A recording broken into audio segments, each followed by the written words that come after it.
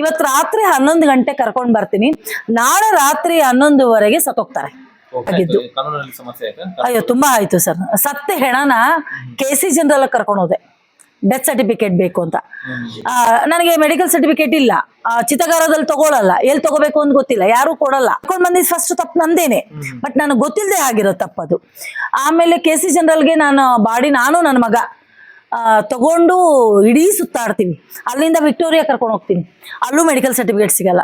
ಅಲ್ಲಿಂದ ಮತ್ತೆ ಬಾಡಿನ ಇಲ್ಲಿಗೆ ತಗೊಂಡು ಬರ್ತೀನಿ, ಮದ್ನಾಕ್ನಹಳ್ಳಿ ಸ್ಟೇಷನ್ಗೆ ಹೋಗ್ತೀನಿ, ಎಲ್ಲೂ ನನಗೆ ಸಿಗಲ್ಲ ಸರ್. ಸತ್ತಿರೋ ಹೆಣ ಇಟ್ಕೊಂಡು ಇಡೀ ಒಂದು ದಿನ ಎಲ್ಲ ಓಡಾಡ್ತೀವಿ ನಾನು ನನ್ನ ಮಗ. ಅವಾಗ ಅನ್ಸತ್ತೆ ಇದು ನಮಗೆ ಬೇಕಿತ್ತಾ. ನನ್ನ ಮಗ ಅವತ್ತೇ ಕೇಳಿದ್ದು, ಅಲ್ಲಿವರೆಗೂ ಯಾವತ್ತೂ ಅವ್ನು ಕೇಳಿದ ನಿನಗಿದು ಬೇಕಿತ್ತಾ. ಯಾಕಂದ್ರೆ ಅವನು ಹೇಳ್ತಿದ್ದಾನೆ, ನಾನು ಹೇಳ್ತಿದ್ದೀವಿ. ಸತ್ತಿರೋ ಒಂದು ಹೆಣಕ್ಕೆ ನಾವು ಒಂದು ಸತ್ಕಾರ ಮಾಡಕ್ ಆಗ್ತಾ ಇಲ್ಲ. ಮೆಡಿಕಲ್ ಇಲ್ಲ ಅಂದ್ರೆ ಅವ್ರು ತಗೊಳಲ್ಲ. ಕನ್ನಡ ಚಿತ್ರರಂಗದಲ್ಲಿ ಸುಮಾರು 600ಕ್ಕೂ ಹೆಚ್ಚು ಸಿನಿಮಾಗಳಲ್ಲಿ ಇವರು ಮಿಂಚಿದ್ದಾರೆ. ಪೋಷಕ ನಟಿಯಾಗಿ ಸಾಕಷ್ಟು ಪಾತ್ರಗಳನ್ನ ಪ್ಲೇ ಮಾಡಿದ್ದಾರೆ, ಆ ಪಾತ್ರಗಳಿಗೆ ಜೀವ ತುಂಬಿದ್ದಾರೆ. ಇವತ್ತು ಕೂಡ ಕನ್ನಡ ಚಿತ್ರರಂಗದಲ್ಲಿ ಇವರು ಸಕ್ರಿಯರಾಗಿದ್ದಾರೆ, ಪೋಷಕ ಪಾತ್ರಗಳನ್ನ ಮಾಡ್ತಾ ಇದ್ದಾರೆ ಅಂತಂದ್ರೆ ಸೊ ಅವರು ಅವರ ಒಂದು ಅಭಿನಯಕ್ಕಿರ್ತಕ್ಕಂಥ ಅಂತ ಶಕ್ತಿ ಅಂತ ಹೇಳ್ಬೋದು. ಪ್ರತಿಯೊಬ್ರು ಮನೆಯಲ್ಲಿ ಹಿರಿಯ ಜೀವಗಳಿರ್ತವೆ, ಆ ಜೀವಗಳನ್ನ ಪೋಷಣೆ ಮಾಡೋದು ಎಷ್ಟು ಕಷ್ಟ ಅನ್ನೋದು ನಿಮ್ಮೆಲ್ರಿಗೂ ಗೊತ್ತಿರುತ್ತೆ. ಆದ್ರೆ ಬೇರೆ ಮನೆಯ ಹಿರಿಯ ಜೀವಗಳನ್ನ ಅವರು ಬೀದಿಗೆ ಬಂದಾಗ, ಅಂದ್ರೆ ಮಕ್ಕಳು ನೋಡ್ಕೊಳ್ದೇ ಇದ್ದಾಗ, ಸೊಸೆಯರು ನೋಡ್ಕೊಳ್ದೇ ಇದ್ದಾಗ ಬೀದಿಗೆ ಬರ್ಲೇಬೇಕಾದಂತ ಸಿಚುವೇಶನ್. ಹಾಗೆ ಬಂದಂತ ಎಷ್ಟೋ ಜನರು ಪೊಲೀಸ್ ಸ್ಟೇಷನ್ ಥ್ರೂ ಈ ಅಮ್ಮನ ಮಡಿಲು ಟ್ರಸ್ಟ್ ಸೇರ್ಕೊಳ್ತಾರೆ. ಇಲ್ಲಿಗೆ ಬಂದ ಮೇಲೆ ತಮ್ಮದೇ ತಂದೆ ಅಥವಾ ತಮ್ಮದೇ ತಾಯಿ, ತಮ್ಮದೇ ಅಕ್ಕ ತಂಗಿ ಅಥವಾ ತಮ್ಮದೇ ಮಕ್ಕಳು ಅನ್ನೋ ರೀತಿ ಪೋಷಣೆ ಮಾಡ್ತಕ್ಕಂಥವ್ರು ಶಶಿಕಲಾ ಮೇಡಮ್ ಅವರು. ಸೊ ನಾನು ಆಗ್ಲೇ ಹೇಳಿದಾಗ ಕನ್ನಡ ಚಿತ್ರರಂಗದಲ್ಲಿ ಇವರು 600ಕ್ಕೂ ಹೆಚ್ಚು ಸಿನಿಮಾಗಳನ್ನ ಮಾಡಿದ್ದಾರೆ, ಸುಮಾರು 50ಕ್ಕೂ ಹೆಚ್ಚು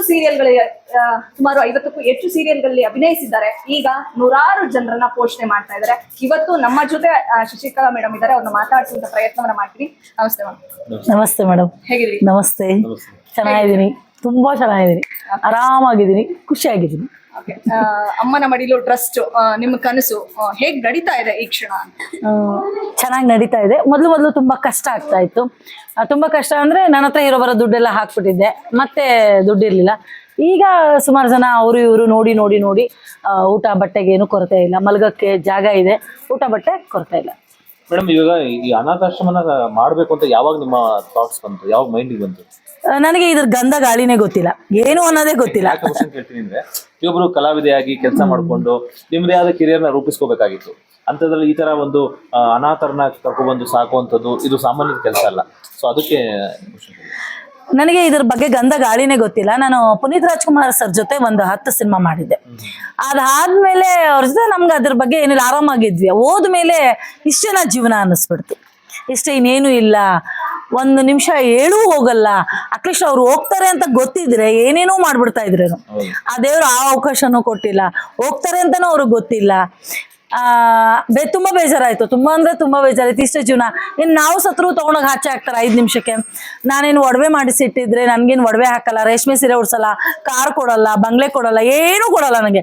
ಸತ್ತ ತಕ್ಷಣ ತಗೊಂಡೋಗಿ ಅಲ್ಲಿ ಮಲಗಿಸ್ತಾರೆ, ಯಾವುದೋ ಒಂದು ಬೆಡ್ ಮೇಲೆ ಮಲಗಿಸ್ತಾರೆ, ಇಲ್ಲ ಒಂದು ಕೆಳಗಡೆ ಮಲಗಿಸ್ತಾರೆ ಅಷ್ಟೇ. ಇದಕ್ಕೋಸ್ಕರ ಇಷ್ಟೊಂದು ಕಷ್ಟ ಪಡ್ಬೇಕಾ? ನನಗಿರೋದು ಒಬ್ಬನೇ ಮಗ, ಆಲ್ಮೋಸ್ಟ್ ಚೆನ್ನಾಗಿ ಅವ್ನಿಗೇನು ಬೇಕೋ ಮಾಡಿಟ್ಟಿದ್ದೀನಿ. ಬೀದಿಗೆ ಬಂದು ನಿಂತ್ಕೊಳ್ಳೋವಂಥದ್ದು ಏನಿಲ್ಲ, ಒಬ್ಬನೇ ಮಗ, ತುಂಬಾ ಕಷ್ಟಪಟ್ಟು ದುಡ್ದು ನಾನು ಮಾಡಿಟ್ಟಿದ್ದೀನಿ. ಏನಾದರೂ ಒಂದು ಸಾಧಿಸ್ಬೇಕಲ್ಲ. ಅಟ್ಲೀಸ್ಟ್ ಆ ಜನಗಳನ್ನ ನೋಡ್ತಾ ಇದ್ರೆ ಅವತ್ತು ಎಷ್ಟೊಂದು ಜನ ಸಂಪಾದನೆ ಮಾಡಕ್ ಯೋಗ್ಯತೆ ನನಗಿಲ್ಲ, ಅದ್ರಲ್ಲಿ ಒಂದು 4 ಜನ ಸಂಪಾದನೆ ಮಾಡ್ತೀನಿ ಅನ್ನೋದು ಒಂದು ಮೈಂಡಿಗೆ ಬಂತು. ಏನಾದ್ರೂ ಒಂದು ಮಾಡ್ಬೇಕು ಅಂತ, ಒಳ್ಳೆ ಕೆಲಸ ಮಾಡ್ಬೇಕು. ಅವಾಗ ಹೋಟೆಲ್ ಮಾಡೋಣ ಅನ್ಕೊಂಡ್ರೆ ದುಡ್ಡು ಬಂದ್ಬಿಡುತ್ತೆ, ವಾಪಸ್ ಬರಬಾರ್ದು. ಇನ್ನೇನೋ ಬಿಸ್ನೆಸ್ ಮಾಡಿದ್ರೆ ಮತ್ತೆ ವಾಪಸ್ ದುಡ್ಡು ಬರುತ್ತೆ. ನನಗೆ ದುಡ್ಡು ಬರಬಾರ್ದು, ನಾನು ಹಾಕಿರೋ ದುಡ್ಡು ವಾಪಸ್ ನನಗೆ ಬರಬಾರ್ದು. ಅದರ ಕಷ್ಟ ನನಗೆ ಇನ್ನೂ ಗೊತ್ತಾಗ್ಬೇಕು ಅಂತ ಹೇಳಿ ನಾನು ಈ ಆಶ್ರಮನ ಆಯ್ಕೆ ಮಾಡ್ಕೊಂಡೆ. ಯಾರು ಇಲ್ದಿದ್ದವ್ರಿಗೆ ಊಟ ಹಾಕಬೇಕು ಅಂತ ಆಯ್ಕೆ ಮಾಡ್ಕೊಂಡೆ. ಹಾಗೆ ದುಡ್ಡಿದ್ದವ್ರಿಗೆ ಊಟ ಹಾಕಬಾರ್ದು, ಮತ್ತೆ ನಾನು ದುಡ್ಡು ಕೊಟ್ಟು ಅವ್ರನ್ನ ಇಲ್ಲಿ ನಾನು ಇಟ್ಕೋಬಾರ್ದು, ನಾನು ಫ್ರೀಯಾಗಿ ಮಾಡಬೇಕು ಅನ್ನೋದು ಒಂದು ಮೈಂಡಿಗೆ ಬಂತು. ಅದಕ್ಕೆ ನಾನು ಇದನ್ನ ಆಯ್ಕೆ ಮಾಡ್ಕೊಂಡೆ. ಮನೆಯಲ್ಲಿ ನಾನು ಆಗ್ಲೇ ಹೇಳ್ದಾಗೆ ಮನೇಲಿ ಇರ್ತಕ್ಕಂಥ ಅಂದ್ರೆ ತುಂಬಾ ಏಜ್ ಆಗಿರೋರು, ಅವ್ರ ಬಿಹೇವಿಯರ್ಸ್ ಮಕ್ಳ ತರ ಇರುತ್ತೆ, ತುಂಬಾ ಹಠ ಮಾಡ್ತಿರ್ತಾರೆ, ಅಥವಾ ಕೂತಲ್ಲಿ ನಿಂತಲ್ಲೇ ಅಲ್ಲೇ ಮಾಡ್ಕೊಳ್ಳೋ ಪರಿಸ್ಥಿತಿ ಇರುತ್ತೆ. ಸೊ ಆತರ ಮನೆಯವ್ರದ್ದು ಹಿರಿಜೀವಿಗಳನ್ನೇ ನಾವು ಕಾಪಾಡ್ಕೊಳ್ಳೋಕೆ ತುಂಬಾ ಕಷ್ಟಪಡಬೇಕು. ಆದ್ರೆ ನೀವು ಬೇರೆಯವ್ರ ಮನೆ, ಯಾರದೋ ಮನೆಯ ತಂದೆ ತಾಯಿಗಳವರೆಲ್ಲ, ಯಾರದೋ ಮನೆಯ ಅಕ್ಕ ತಂಗಿಯವರವರೆಲ್ಲ, ಅವ್ರನ್ನೆಲ್ಲ ಹೇಗೆ ನಿಭಾಯಿಸ್ತೀರಿ? ಯಾಕಂದ್ರೆ ತುಂಬಾ ಕಿರ್ಚಾಡ್ತಾ ಇದ್ರು, ಚೀರಾಡ್ತಾ ಇದ್ರು, ಊಟಕ್ಕೆ ಎಷ್ಟೇ ಹೊಟ್ಟೆ ತುಂಬಾ ಊಟ ಕೊಡ್ತಾ ಇದ್ರು ನಮ್ಗೆ ಸಾಕಾಗಿಲ್ಲ ಅನ್ನೋ ತರ ಬಡದಾಡೋದು ಕೆಲವು ಸನ್ನಿವೇಶ ಕಂಡು. ಹೇಗ್ ನಿಭಾಯಿಸ್ತೀರಿ ಇದೆಲ್ಲ? ಮೇಡಮ್ ಅವ್ರಿಗೂ ಕುಟುಂಬ ಇದೆ. ಈಗ ಇಲ್ಲಿ ಯಾರು ಇದ್ದಾರೋ ಇವರೆಲ್ಲ ಒಂದ್ ಕಡೆ ಪುಣ್ಯ ಮಾಡಿರೋರು, ಯಾರು ಕರ್ಮ ಮಾಡಿ ಬಂದಿಲ್ಲ. ಇವರು ಒಂದು ಕೈ ಜಾಸ್ತಿ ಪುಣ್ಯ ಮಾಡಿರೋದಕ್ಕೆ ಈ ಜಾಗದಲ್ಲಿ ಇದ್ದಾರೆ. ಯಾಕಂದ್ರೆ ಹೊಟ್ಟೆ ತುಂಬಾ ಊಟ, ಕಣ್ ತುಂಬಾ ನಿದ್ದೆ, ಮೈ ತುಂಬಾ ಬಟ್ಟೆ, ಇದೆಲ್ರಿಗೂ ಸಿಗಲ್ಲ. ಕಷ್ಟಪಟ್ಟು ಬೆಳಗ್ಗೆಯಿಂದ ನಾವು ರಾತ್ರಿವರೆಗೂ ದುಡಿದ್ರು ಇಷ್ಟು ನೆಮ್ಮದಿಯಾಗಿರಕ್ ಆಗಲ್ಲ. ಅದಕ್ಕೆ ದೇವರು ಲಾಸ್ಟ್ ಅಲ್ಲಿ ಕೈ ಹಿಡಿತಾನಂತೆ ಒಳ್ಳೆಯವ್ರಿಗೆ. ಅದು ಇವ್ರಿಗೆ ಎಲ್ರಿಗೂ ಒಂದು ಕುಟುಂಬ ಇದೆ. ಏನ್ ಮಾಡೋದು ನೋಡಿ, ಎಷ್ಟೇ ಕೋಟಿಗೆ ಬದುಕಿದ್ರು ಆ ಮನುಷ್ಯ, ಎಷ್ಟೇ ಭಿಕ್ಷುಕ ಆಗಿದ್ರು, ತಲೆಯಲ್ಲಿ ಒಂಚೂರು ನರ ಏನಾದ್ರೂ ಹೋಗ್ಬಿಟ್ರೆ ಅವನ್ ವೇಸ್ಟ್. ಶ್ರೀಮಂತರು ಆಚೆ ಹಾಕ್ಬಿಡ್ತಾರೆ, ಬಡವರು ಆಚೆ ಹಾಕ್ಬಿಡ್ತಾರೆ. ಕೆಲವರು ಶ್ರೀಮಂತರು ದುಡ್ಡು ಇರುತ್ತೆ, ಮನೆ ಒಳಗೆ ಇಟ್ಕೊಳ್ತಾರೆ ಕೆಲಸದವ್ರನ್ನ ಇಟ್ಕೊಂಡು. ಇನ್ನು ಬಡವ್ರು ಎಲ್ಲಿ ಇಟ್ಕೊಳ್ತಾರೆ? ಅವರು ಕೆಲ್ಸಕ್ಕೆ ಹೋಗ್ಬೇಕು, ಅವರು ದುಡಿಬೇಕು, ಅವರು ಮಾಡಬೇಕು. ಇವ್ರುಗಳು ಮನೆಯಲ್ಲಿ ಇರಲ್ಲ, ಇವರು ಹೇಳಿದ್ ಕೇಳಲ್ಲ. ಹಾಗಾಗಿ ಏನ್ ಮಾಡ್ತಾರೆ, ಬೀದಿಗೆ ಬರ್ತಾರೆ. ಎಷ್ಟು ಜನ ಇದ್ದಾರೆ ಮೇಡಮ್? ನನಗೆ ಒಂದೊಂದು ಟೈಮಲ್ಲಿ 80 ಜನ 90 ಜನ ಎಲ್ಲ ಇದ್ರು ಸರ್. ಅವ್ರವ್ರ ಮನೆಗೆ ಹೋದ್ರು, ಕೆಲವ್ರು ತೀರ್ಕೊಂಡ್ರು. ಈಗ 54 ಇದ್ದಾರೆ. ಈಗ ನೀವು ಯಾರನ್ನಾದ್ರೂ ಕರ್ಕೊ ಬರ್ತೀರಾ ಅಂತಂದ್ರೆ ಏನೊಂದು ಪ್ರೊಸೀಜರ್ ಇರುತ್ತೆ ಅಥವಾ ಡೈರೆಕ್ಟ್ ಬಂದ್ಬಿಡ್ತಾರೆ? ಯಾವ ತರ ಬರ್ತಾರೆ? ಇದು ಸ್ಟಾರ್ಟಿಂಗು ನಾನು ಮಾಡಿದಾಗ ಎಲ್ಲೆಲ್ಲಿ ಇರ್ತಾರೋ ಅವ್ರನ್ನೆಲ್ಲ ಕರ್ಕೊಂಡ್ಬಂದು ಊಟ ಹಾಕಬೇಕು ಅನ್ನೋದು ಒಂದು ಮೈಂಡ್ ಇತ್ತು ನನಗೆ. ಈ ಥರನೇ ಕರ್ಕೊಂಡು ಬರಬೇಕು ಅನ್ನೋದು ನನಗೆ ಗೊತ್ತಿರಲಿಲ್ಲ. ಒಂದು ದಿವಸ ಒಂದು ಲಕ್ಷ್ಮಿ ಅಜ್ಜಿ ಅಂತ ಕರ್ಕೊಂಡು ಬರ್ತೀವಿ, ಒಬ್ರು ಸ್ಟಾರ್ಟಿಂಗು. ಇನ್ನೊಬ್ರು ಗಂಡಸರನ್ನ ಕರ್ಕೊಂಡು ಬರ್ತೀವಿ, ಇಬ್ರು ಬರ್ತಾರೆ ಸ್ಟಾರ್ಟಿಂಗು. ಮಾರನೇ ದಿನನೂ ಒಬ್ರು ಗಂಡಸರು ಬರ್ತಾರೆ. ಅವ್ರು 4 ವರ್ಷ ರೋಡಲ್ಲಿ ಇರ್ತಾರೆ. ಯಶವಂತಪುರ ರೈಲ್ವೆ ಸ್ಟೇಷನ್ ಅಲ್ಲಿ 4 ವರ್ಷ ರೋಡಲ್ಲಿ ಇರ್ತಾರೆ. ಅಲ್ಲಿರೋರು ನನ್ನ ಸಹಾಯ ತಗೊಂಡು ಇವ್ರನ್ನ ಕರ್ಕೊಂಡೋಗಿ ಮೇಡಮ್ ತುಂಬಾ ವರ್ಷದಿಂದ ಇಲ್ಲೇ ಇದ್ದಾರೆ ಅಂತಾರೆ. ಸರಿ ಅಂತ ಅವ್ರನ್ನ ಕರ್ಕೊಂಡು ಬರ್ತೀನಿ. ಇವತ್ತು ರಾತ್ರಿ 11 ಗಂಟೆ ಕರ್ಕೊಂಡು ಬರ್ತೀನಿ, ನಾಳೆ ರಾತ್ರಿ 11:15 ಸತ್ತೋಗ್ತಾರೆ. 11:15 ಸತ್ತೋಗ್ತಾರೆ. ಏನ್ ಮಾಡ್ಬೇಕು ಅನ್ನೋದು ಗೊತ್ತಿಲ್ಲ. ಅದ್ರದ್ದು ಹೇಗ್ ನಿಭಾಯಿಸ್ತೀರಿ? ಯಾರಾದ್ರೂ ಸತ್ತಾಗ ಅವ್ರು ಇಂಟಿಮೇಟ್ ಮಾಡಕ್ಕೆ ಮನೆಯವ್ರ ನಂಬರ್ ಇಲ್ಲ ಅಂದಾಗ ನೀವೇ ನಿಂತು ಮಾಡ್ಬೇಕಾಗುತ್ತೆ. ಆಕ್ಚುಲಿ ನಾವು ಆತರ ಕರ್ಕೊಂಡು ಬರ್ಬಾರ್ದು. ನನಗೆ ಗೊತ್ತಿಲ್ಲ, ಯಾರಿಗ್ ಬೇಕಾದ್ರೂ ನಾವು ಒಳ್ಳೇದ್ ಮಾಡ್ಬೇಕು ಅಂತ ಮಾತ್ರ ತಲೆಯಲ್ಲಿತ್ತು. ಯಾರು ಬೇಕಾದ್ರೂ ಕರ್ಕೊಂಡ್ಬಂದು ಊಟ ಹಾಕ್ಬೇಕು ಅಂತ. ಬಟ್ ಆಚೆ ಇರೋರ್ನ ನಾವು ಯಾರಿಗೂ ಹೇಳ್ದೆ ಕೇಳ್ದೆ ಕರ್ಕೊಂಡ್ ಬರೋದ್ ತಪ್ಪು ಅನ್ನೋದು ಅವ್ರು ಸತ್ತ ಮೇಲೆ ಗೊತ್ತಾಗಿದ್ದು. ಅಯ್ಯೋ ತುಂಬಾ ಆಯ್ತು ಸರ್. ಸತ್ತ ಹೆಣನ KC ಜನರಲ್ ಕರ್ಕೊಂಡು ಹೋದೆ, ಡೆತ್ ಸರ್ಟಿಫಿಕೇಟ್ ಬೇಕು ಅಂತ. ನನಗೆ ಮೆಡಿಕಲ್ ಸರ್ಟಿಫಿಕೇಟ್ ಇಲ್ಲ, ಚಿತ್ರಗಾರದಲ್ಲಿ ತಗೊಳಲ್ಲ, ಎಲ್ಲಿ ತಗೋಬೇಕು ಅಂತ ಗೊತ್ತಿಲ್ಲ, ಯಾರು ಕೊಡಲ್ಲ, ಯಾರು ಬರಲ್ಲ. ಕರ್ಕೊಂಡ್ ಬಂದಿದ್ ಫಸ್ಟ್ ತಪ್ಪು ನಂದೇನೆ, ಬಟ್ ನನಗೆ ಗೊತ್ತಿಲ್ಲದೆ ಆಗಿರೋ ತಪ್ಪದು. ಆಮೇಲೆ KC ಜನರಲ್ಗೆ ನಾನು ನನ್ನ ಮಗ ತಗೊಂಡು ಇಡೀ ಸುತ್ತಾಡ್ತೀವಿ. ಅಲ್ಲಿಂದ ವಿಕ್ಟೋರಿಯಾ ಕರ್ಕೊಂಡು ಹೋಗ್ತೀನಿ, ಅಲ್ಲೂ ಮೆಡಿಕಲ್ ಸರ್ಟಿಫಿಕೇಟ್ ಸಿಗಲ್ಲ. ಅಲ್ಲಿಂದ ಮತ್ತೆ ಬಾಡಿನ ಇಲ್ಲಿಗೆ ತಗೊಂಡು ಬರ್ತೀನಿ, ಮದ್ನಾಕ್ನಹಳ್ಳಿ ಸ್ಟೇಷನ್ಗೆ ಹೋಗ್ತೀನಿ, ಎಲ್ಲೂ ನನಗೆ ಸಿಗಲ್ಲ ಸರ್. ಸತ್ತಿರೋ ಹೆಣ ಇಟ್ಕೊಂಡು ಇಡೀ ಒಂದು ದಿನ ಎಲ್ಲ ಓಡಾಡ್ತೀವಿ ನಾನು ನನ್ನ ಮಗ. ಅವಾಗ ಅನ್ಸತ್ತೆ ಇದು ನಮಗೆ ಬೇಕಿತ್ತಾ? ಯಾಕೆ ಬೇಕಿತ್ತು ನನಗೆ? ನೆಮ್ಮದಿಯಾಗಿ ಗಾಡಿ ಬರ್ತಾ ಇತ್ತು, ಮನೆ ಮುಂದೆ ರಾಣಿ ತರ ಇದ್ದೆ, ಶೂಟಿಂಗ್ ಮಾಡ್ಕೊಳ್ತಿದ್ದೆ, ಕ್ಯಾರವಾನ್ ಹೊಟ್ಟೆ ತುಂಬ ಊಟ ಮಾಡ್ತಿದ್ದೆ, ಓಚರ್ ಹಾಕ್ತಿದ್ದೆ, ದುಡ್ಡು ಇಸ್ಕೊಳ್ತಿದ್ದೆ, ಬರ್ತಿದ್ದೆ. ನನ್ನ ಮಗ ಅವತ್ತೇ ಕೇಳಿದ್ದ, ಅಲ್ಲಿವರೆಗೂ ಯಾವತ್ತೂ ಅವ್ನು ಕೇಳಿದ, ನಿನಗಿದು ಬೇಕಿತ್ತಾ? ಯಾಕಂದ್ರೆ ಅವನು ಹೇಳ್ತಿದ್ದಾನೆ, ನಾನು ಹೇಳ್ತಿದೀವಿ. ಸತ್ತಿರೋ ಒಂದು ಹೆಣಕ್ಕೆ ನಾವು ಒಂದು ಸತ್ಕಾರ ಮಾಡಕ್ ಆಗ್ತಾ ಇಲ್ಲ.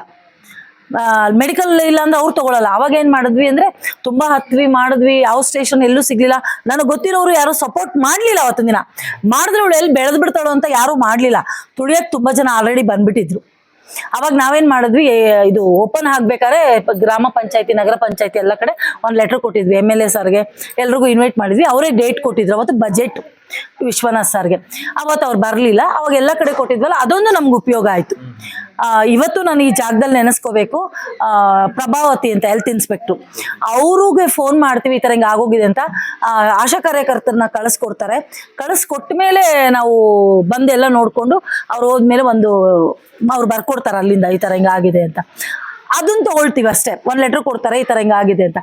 ಮೆಡಿಕಲ್ ಸರ್ಟಿಫಿಕೇಟ್ ಎಲ್ಲಿ ತಗೋಬೇಕು ಗೊತ್ತಿಲ್ಲ, ಅದು ಗೊತ್ತಿಲ್ಲದಿರೋಷ್ಟು ಇದು ನಾನು ಮಾಡಿದ್ದೀನಿ. ಆಮೇಲೆ ನಮ್ಮ ಮಲ್ಲೇಶ್ವರಮಲ್ಲಿ ಗಾಯತ್ರಿ ನಗರದಲ್ಲಿ ನನ್ನ ಹಾಸ್ಪಿಟ್ಲಿಗೆ ಹೋಗ್ತಾ ಇದ್ದೆ. ಅವ್ರಿಗೆ ಹೇಳ್ದೆ ಈ ಥರ ಅಂತ. ಅದಕ್ಕೆ ಮುಂಚೆ ಕೇಳಿದ್ವಿ, ಕೊಡಲ್ಲ ಅಂತ ಹೇಳಿದ್ರು. ಇದು ಕೊಟ್ಟ ಮೇಲೆ ಕೊಟ್ಟರು. ಎಲ್ಲ ಆಗುವಷ್ಟೊತ್ತಿಗೆ ರಾತ್ರಿ ಸತ್ತಿದ್ದ ಮನುಷ್ಯ ಸಂಜೆ 6 ಗಂಟೆ ಆಗೋಯ್ತು. ಎಷ್ಟು ನೋವು ಪಟ್ಟಿದೀವಿ ಅಂದರೆ ಅವತ್ತು ಕಣ್ಣಲ್ಲಿ ನೀರಲ್ಲ, ರಕ್ತ ಬಂದಿದೆ ನಮಗೆ. ಅದಾದ ಮೇಲೆ ತಗೊಂಡೋಗಿ ಚಿತಾಗಾರದಲ್ಲಿ ಆ ಮನುಷ್ಯನ ಹಿಂಗೆ ಇಟ್ಬಿಟ್ಟು ಕರ್ಪೂರ ಹಚ್ಬಿಟ್ಟು, ತಪ್ಪಾಯ್ತಪ್ಪ ಕ್ಷಮಿಸ್ಬಿಡು. ನಿಮ್ಮಿಂದ ಆಗಿದ್ದಲ್ವಲ್ಲ ಸಮಸ್ಯೆ. ಆದ್ರೂ ಅವ್ರ ಮನೆಯವ್ರು ಇದ್ದಿದ್ರೆ ಬೇರೆಯವ್ರು ಬೇಗ ಮಾಡ್ತಿದ್ರೇನೋ. ನಾನು ನಿನ್ ಜೊತೆಲಿ ಹುಟ್ಟಿಲ್ಲ, ನಿನ್ ಅಕ್ಕ ಅಲ್ಲ, ನಿನ್ ತಂಗಿ ಅಲ್ಲ, ಒಂದು ತಾಯಿ ಅಲ್ಲ. ನಾನು ಆ ಜಾಗದಲ್ಲಿ ನಿಂತ್ಕೊಂಡು ಇವತ್ತು ಮಾಡ್ತಾ ಇದ್ದೀನಿ. ದಯವಿಟ್ಟು ನನ್ನ ಕಡೆಯಿಂದ ಏನಾರು ತಪ್ಪಾಗಿದ್ರೆ ಕ್ಷಮೆ ಇರಲಿ ಅಂದ್ಬಿಟ್ಟು ಕರ್ಪೂರ ಹಚ್ಬಿಟ್ಟು ಕ್ಷಮೆ ಕೇಳ್ತೀನಿ ಸರ್. ಅವತ್ತು ಯಾರನ್ನು ರೋಡಲ್ಲಿ ಇರೋರ್ನ ಕರ್ಕೊಂಡ್ ಬರ್ಬಾರ್ದು, ಪೊಲೀಸ್ ಸ್ಟೇಷನ್ ಮುಖಾಂತರ ಕರ್ಕೊಂಡ್ ಬರ್ಬೇಕು ಅಂತ ಗೊತ್ತಾಯ್ತು. ಇಲ್ಲಿ 50-60 ಜನ ಇದ್ದಾರೆ ಅಂತ ಹೇಳಿದ್ರಿ. ಎಲ್ಲ ಮಿಡಲ್ ಕ್ಲಾಸ್ ಫ್ಯಾಮಿಲಿಯಿಂದ ಬಂದವರು ಅಥವಾ ತುಂಬಾ ರಿಚ್ ಪರ್ಸನ್ಸ್ ಯಾರಾದ್ರೂ ಬಂದು ಇಲ್ಲಿ ಉಳ್ಕೊಳ್ಬೇಕಾದಂತ ಸಂದರ್ಭ ಬಂದಿದ್ಯಾ? ಮಕ್ಕಳು ನೋಡ್ಕೊಳ್ದೇ ಇರೋದು ಆ ತರದ್ ಯಾವ್ದಾದ್ರು ಕಂಡೀಷನ್ಸ್? ಮೇಡಮ್, ಮಕ್ಕಳು ನೋಡ್ಕೊಳ್ದೇ ಇದ್ದವರು ಇದಾರೆ ಇಲ್ಲಿ. ಮಿಡಲ್ ಕ್ಲಾಸ್ ಅಂದ್ರೆ ಚೆನ್ನಾಗಿರೋರು ಇದಾರೆ, ಯಾಕಂದ್ರೆ ಅವ್ರ ತಲೆ ಸರಿ ಇಲ್ಲ ಅಂದ್ರೆ ಹೊರಗಡೆ ಹಾಕಿರ್ತಾರೆ. ಬಡ ಕುಟುಂಬದವರು ತುಂಬಾ ಜನ ಇದಾರೆ ಇಲ್ಲಿ. ಎಲ್ಲ ಮಿಕ್ಸ್ ಮೇಡಮ್, ಇಂಥವ್ರೆ ಅಂಥವ್ರೆ ಅಂತ ಏನಿಲ್ಲ. ನನಗೆ ಯಾರನ್ನೇ ಕಳಿಸಿದ್ರು ಸ್ಟೇಷನ್ ಮುಖಾಂತರ ಕರ್ಕೊಂಡು ಬರ್ತೀನಿ. ನನಗೊಂದು 8,000 ಜನ ಗ್ರೂಪ್ ಇದೆ. ಆಲ್ ಇಂಡಿಯಾ ಗ್ರೂಪ್ ಒಂದು ಕರ್ನಾಟಕ ಗ್ರೂಪು, ಒಂದು ಬೆಂಗಳೂರು ಗ್ರೂಪ್. ಇದ್ರ ಮಧ್ಯದಲ್ಲೇ ಎಲ್ಲ ಕೆಲಸ ಮಾಡ್ತೀನಿ. ನಮ್ಮಲ್ಲಿ ಯಾರಿದ್ದಾರೋ ಆ ಪೊಲೀಸ್ ಡಿಪಾರ್ಟ್ಮೆಂಟ್ ಗ್ರೂಪಲ್ಲಿ ಹಾಕ್ತೀನಿ. ಅವ್ರು ಕಳಿಸಿರೋರ್ನು ಅದ್ರಲ್ಲಿ ಹಾಕಿರ್ತೀನಿ. ಬೇರೆ ಕಡೆ ಎಲ್ಲಾದ್ರೂ ಕಂಪ್ಲೇಂಟ್ ಆಗಿದ್ರೆ ಅವ್ರು ಬರ್ತಾರೆ, ಮತ್ತೆ ಕರ್ಕೊಂಡು ಹೋಗ್ತಾರೆ, ಮತ್ತೆ ಸ್ಟೇಷನ್ ವಿಷಯ ತಿಳಿಸ್ತೀವಿ. ನಾನು ಫೇಸ್ಬುಕ್ ಲೈವ್ ಮಾಡ್ತಾನೆ ಇರ್ತೀನಿ. ಕುಟುಂಬದವರು ಸಿಕ್ಕಿದ್ದಾರೆ, ಮತ್ತೆ ಇದ್ರೂ ಕರ್ಕೊಂಡು ಹೋಗಲ್ಲ ಕೆಲವರು. ಬಟ್ ಇವ್ರನ್ನ ಹೆಂಗೆ ನಾವು ನೋಡ್ಕೊಳ್ಳೋದು, ನಾವೇ ಇಲ್ಲಿ ಸಾಯ್ತಿರ್ತೀವಿ, ನಾವೆಲ್ಲಿ ಸಾಯೋಣ ಇವ್ರ ಜೊತೆ ಹೆಣಗಾಡ್ಕೊಂಡು ಅಂತ ಅವ್ರನ್ನ ಕರ್ಕೊಂಡು ಹೋಗಲ್ಲ. ಅವ್ರ ಹೆಸರಲ್ಲಿ ಏನಾದ್ರು ಅಲ್ಪ ಸ್ವಲ್ಪ ಇದ್ರೆ ಏನ್ ಮಾಡ್ತಾರೆ ಅಂದ್ರೆ ಸತ್ ಮೇಲ್ ಬರ್ತಾರೆ. ಏನಂತ ಬರ್ತಾರೆ ಅಂದ್ರೆ, ಅಯ್ಯೋ ನನಗೆ ನೆನ್ನೆ ಯಾರೋ ವಿಡಿಯೋ ಕಳ್ಸಿದ್ರು ಅನ್ಬಿಟ್ಟು ಬರ್ತಾರೆ. ಡೆತ್ ಸರ್ಟಿಫಿಕೇಟ್ಗೋಸ್ಕರ ಬರ್ತಾರೆ. ಅದ್ ಬಿಟ್ರೆ ಅವ್ರ ವಿಷಯಕ್ಕೆ ಇನ್ನೇನಕ್ಕೂ ಬರಲ್ಲ ಸರ್. ತಾಯಿ ಸಾಯ್ತಾರೆ ಇಲ್ಲಿ, ಎಷ್ಟೋ ಜನ ಸತ್ತಿದ್ದಾರೆ. ನಾನು ಮಗಳನ್ನ ಬದುಕಿರ್ತಾರೆ, ಕರ್ಪೂರ ಹಚ್ಚಕ್ ಕರಿತೀನಿ. ಏನು ಬೇಡ ಸರ್, ಕರ್ಪೂರ ಹಚ್ಚಕ್ ಕರಿತೀನಿ. ನಾನ್ ಮಾಡ್ತೀನಿ ಎಲ್ಲ, ನೀವು ಬಂದು ಒಂದು ಕರ್ಪೂರ ಹಚ್ಚಿ, ನೀವು ಮಗಳಲ್ವಾ, ಅವ್ರ ಆತ್ಮಕ್ ಶಾಂತಿ ಸಿಗತ್ತೆ ಅಂತ. ನಿನ್ನ ಹಣೆ ಬಾರ ಕರ್ಕೊಂಡು ಹೋಗಿದ್ಯಾ, ನೀನ್ ಮಾಡು ಅಂತಾರೆ. ಸ್ವಂತ ಮಕ್ಕಳೇನೆ. ನನ್ನ ಹತ್ರ ಎಲ್ಲವೂ ಇದೆ, live pin to pin live ಇರುತ್ತೆ ನನ್ನ ಹತ್ರ. ಅವ್ರು ಮಾತಾಡೋದು ರೆಕಾರ್ಡಿಂಗ್ ಇರುತ್ತೆ. ಹಾಗೆ ಹೇಳ್ತಾರೆ, ನೀನ್ ಹಣೆ ಬಾರ ನೀನ್ ಮಾಡು. ಅಲ್ಲ, ಇದನ್ನೆಲ್ಲ ನೋಡಿದ್ರೆ ನಿಮ್ಗೆ ಏನ್ ಅನ್ಸುತ್ತೆ ಮೇಡಮ್? ಆಕ್ಚುಲಿ ಒಬ್ಬ ಸ್ವಂತ ಮಗಳು ಅಥವಾ ಮಗ ಕೊನೆಗಾಲದಲ್ಲೂ ಬಂದು ಅಟ್ಲೀಸ್ಟ್ ನೋಡ್ಕೊಳಕ್ ಆಗಿಲ್ಲ, ಏನೋ ಆಯ್ತು, ಕೊನೆಗಾಲದಲ್ಲೂ ಬಂದಿದ ನಿಮ್ಗೆ ಇದನ್ನೆಲ್ಲ ನೋಡಿದಾಗ ಹೆಂಗ್ ಅನ್ಸುತ್ತೆ? ಸರ್, ಕರಿತೀನಿ, ಭಿಕ್ಷೆ ಬೇಡ್ತೀನಿ, ಕಾಲ್ ಹಿಡಿತೀನಿ ಅಂತ ಕರಿತೀನಿ, ಬರಲ್ಲ. ನೋವಾಗತ್ತೆ ನಂಗೆ. ಊಟ ಹಾಕ್ಬೇಕಾರೆ ನೋವಾಗಲ್ಲ.